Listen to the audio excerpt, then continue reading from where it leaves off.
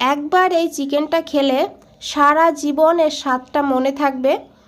আর এতটা ভালো হয় খেতে, না খেলে বুঝতে পারবেন না। আর বানানো তো খুবই সহজ। নমস্কার বন্ধুরা, আজকের রেসিপি চিকেন। তো চিকেন দিয়ে এত ভালো রেসিপি হয় খুব সহজে, আর ঘরে থাকা উপকরণ দিয়ে এই রেসিপিটা না দেখলে বুঝতে পারবেন না। চলুন দেখে নেওয়া যাক। এখানে দেখুন আমি 500 গ্রাম চিকেন নিয়েছি। চিকেনের পিসগুলোকে মিডিয়াম করে কেটে নিয়েছি। দেখুন, খুব বেশি বড়ও করবেন না, আবার খুব বেশি ছোটও করবেন না। মিডিয়াম সাইজ করে চিকেনের পিসগুলোকে করে নিয়েছি। আর চিকেনটাকে খুব ভালো করে পরিষ্কার করে নিয়েছি। এখন চিকেনটাকে ম্যারিনেট করতে হবে। তার জন্য এখানে দিয়েছি টক দই। এখানে আমি হাফ কাপ টক দই দিয়েছি। আর দইটা কিন্তু ফ্রেশ নেবেন। বেশি দিনের পুরনো দই হলে বেশি টক হয়ে যাবে, আর চিকেনটাও তারপরে টক হয়ে যাবে। তারপরে দিয়েছি আদা রসুন বাটা 2 চামচ। আর তারপরে দিয়েছি হাফ চামচ লঙ্কার গুঁড়ো, হাফ চামচ জিরের গুঁড়ো, হাফ চামচ ধনের গুঁড়ো। আর দিয়েছি এখানে হাফ চামচ থেকে একটু বেশি কাশ্মীরি লঙ্কার গুঁড়ো। কাশ্মীরি লঙ্কার গুঁড়ো দিলে কালারটা ভালো হবে। তারপরে দিয়েছি এখানে হাফ চামচ হলুদের গুঁড়ো। আর দিয়েছি পরিমাণ মতন লবণ। লবণটাকে দিয়ে এখন খুব ভালো করে মেখে নিতে হবে। তো এইভাবে দেখুন খুব সুন্দর করে মাখতে হবে, চিকেনের গায়ে যেন সমস্ত মশলা ভালোভাবে লেগে যায়। তো দেখুন বন্ধুরা, খুব ভালো করে মেখে নিয়েছি। আপনারা চাইলে এটাকে রেস্টে রেখেও রান্না করতে পারেন, আর তাছাড়া সঙ্গে সঙ্গেও কিন্তু রান্না করে নিতে পারেন। তো আমি এখানে সঙ্গে সঙ্গেই রান্না করে নিয়েছিলাম। এখানে নিয়েছি 2টো পেঁয়াজ, 2টো কাঁচা লঙ্কা। পেঁয়াজ আর কাঁচা লঙ্কাকে বেটে নিতে হবে। এদিকে দেখুন একটা কড়াই না হলে একটা প্যান বসিয়ে দিতে হবে। আর তারপরে গরম করে দিয়েছি সাদা তেল। এখানে 4 চামচ সাদা তেল দিয়েছি। আর দিয়েছি 1 টুকরো বাটার। বাটারের জায়গায় আপনারা 2 চামচ ঘিও অ্যাড করতে পারেন। আর বাটারটা মেল্ট হয়ে গেলে এখানে দিয়ে দিতে হবে পেঁয়াজ কুচি। এখানে ছোট সাইজের একটা পেঁয়াজকে এইভাবে একদম ছোট ছোট করে কেটে নিয়েছি। এখন পেঁয়াজটাকে ভেজে নিতে হবে গোল্ডেন ব্রাউন হওয়া পর্যন্ত। তো দেখুন বন্ধুরা, পেঁয়াজটা কিন্তু ভাজা হয়ে গিয়েছে। এইভাবেই পেঁয়াজটাকে ভেজে নিতে হবে। আর এখন এখানে দিয়ে দিতে হবে বেটে রাখা পেঁয়াজ আর কাঁচা লঙ্কা। এখন এই পেঁয়াজ আর কাঁচা লঙ্কাটাকেও ভালো করে কষিয়ে নিতে হবে। তবে পেঁয়াজের কালারটা কিন্তু চেঞ্জ করব না, হালকা করে কষাতে হবে যাতে এই পেঁয়াজের কাঁচা গন্ধটা না থাকে। তো দেখুন পেঁয়াজটা কিন্তু কষানো হয়ে গিয়েছে, আর পেঁয়াজের গন্ধটাও কিন্তু এখন আর নেই। এখন এখানে দিয়ে দিতে হবে ম্যারিনেট করে রাখা চিকেন। বন্ধুরা, এর থেকে আর সহজ রেসিপি হয় না, বানিয়ে দেখবেন।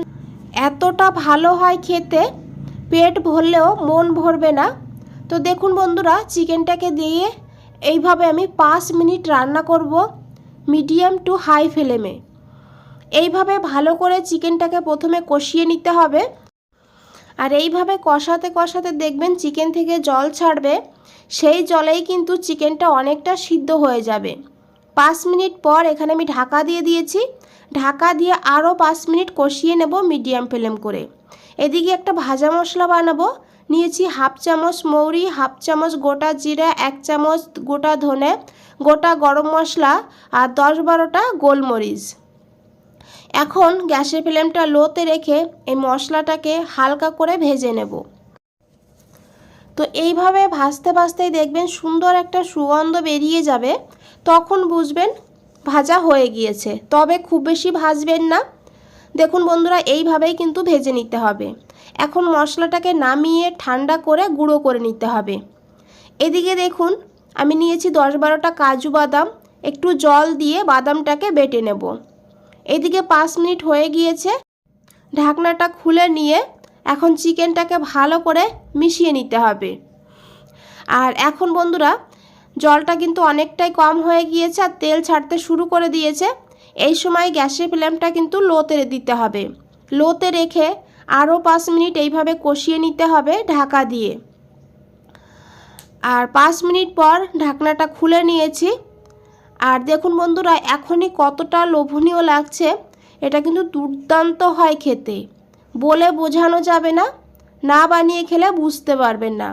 তো দেখুন আবারও খুব ভালো করে মিশিয়ে নিয়েছি। আর মিশিয়ে নেওয়ার পর এখানে দিয়ে দিতে হবে ভেজে রাখা মশলাটা। ভেজে রাখা মশলাটাকে আমি গুঁড়ো করে নিয়েছি দেখুন এইভাবে। আর এই মশলাটা যে কোনো মাংস রান্নাতে দেবেন, তার স্বাদটাই কিন্তু অন্যরকম হবে। তো দেখুন মশলাটাকে দিয়ে খুব ভালো করে চিকেনের সঙ্গে মিশিয়ে নিতে হবে। আর তারপরে ঢাকা দিয়ে 1 থেকে 1.5 মিনিট রাখতে হবে, যাতে এই মশলার ফ্লেভারটা চিকেনের মধ্যে ঢুকে যেতে পারে। 1.5 মিনিট পর আমি ঢাকনাটা খুলে নিয়েছি। দেখুন কতটা লোভনীয় লাগছে। তো খুব ভালো করে একবার মিশিয়ে নিয়েছি। তারপরে দিয়েছি কাজু বাদাম বাটা। কাজু বাদামটাকে দিয়েও আরও 2-3 মিনিট এইভাবে কষিয়ে নিতে হবে। তবে এইভাবে নাড়তে হবে, নাড়া বন্ধ করা যাবে না, না হলে কিন্তু নিচে লেগে যাবে। বন্ধুরা রেসিপিটা যদি একটু ভালো লেগে থাকে অবশ্যই একটা লাইক করে দেবেন আর কমেন্ট করে জানাবেন। তো দেখুন বন্ধুরা আমি এখানে 3-4 মিনিট আবারও কষিয়ে নিয়েছি। আর তেল কিন্তু একদম পুরোপুরি ছেড়ে দিয়েছে মশলার থেকে। আর মশলাটাও ভালোভাবে কষানো হয়েছে, আর চিকেনগুলোও কিন্তু অনেকটা সিদ্ধ হয়ে গিয়েছে। এখানে প্রায় 80% চিকেনটা সিদ্ধ হয়ে গিয়েছে। তো খুব ভালো করে মিশিয়ে নিয়েছি। আর এখন এখানে দিয়ে দেবো জল। এখানে আমি হাফ বাটি গরম জল অ্যাড করে দিয়েছি। অবশ্যই গরম জল অ্যাড করবেন। আর খুব বেশি কিন্তু ঝোল দেবেন না এই রান্নাতে, কারণ এই রান্নাটা একটু মাখো মাখো হবে। তো দেখুন বন্ধুরা খুব ভালো করে মিশিয়ে ঢাকা দিয়ে 6-7 মিনিট রান্না করতে হবে লো টু হাই ফ্লেমে।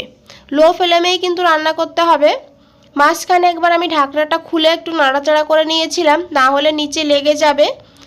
আর 7 মিনিট পর আমি ঢাকনাটা খুলে নিয়েছি। এখন খুব ভালো করে মিশিয়ে নেব। দেখুন চিকেনটাও কিন্তু খুব ভালোভাবে এখানে গলে গিয়েছে। খুব ভালো করে মিশিয়ে নিয়েছি। তো এখন এখানে দিয়ে দিচ্ছি 2টো কাঁচা লঙ্কা আর একটু ধনেপাতা কুচি। এই সময় আপনারা লবণটা চেক করে নিতে পারেন, আমারটা কিন্তু একদম পারফেক্টই আছে। তো এখন খুব ভালো করে মিশিয়ে নেব। আর মিশিয়ে নিয়ে গ্যাসের ফ্লেমটা অফ করে দিতে হবে। তারপরে ঢাকা দিয়ে 5 মিনিটের জন্য স্ট্যান্ডিং টাইমে রেখে দিতে হবে। 5 মিনিট পর আমি দেখিয়ে দেব বন্ধুরা। আশা করি দেখে বুঝতেই পেরেছেন কতটা লোভনীয় লাগছে। আর এই রেসিপিটা শুধু ভাত না, পোলাও, ফ্রাইড রাইস আর নান, বাটার নান, লুচি, পরোটা সব কিছুর সঙ্গে কিন্তু অসাধারণ লাগে। তো বানিয়ে দেখতে পারেন একবার।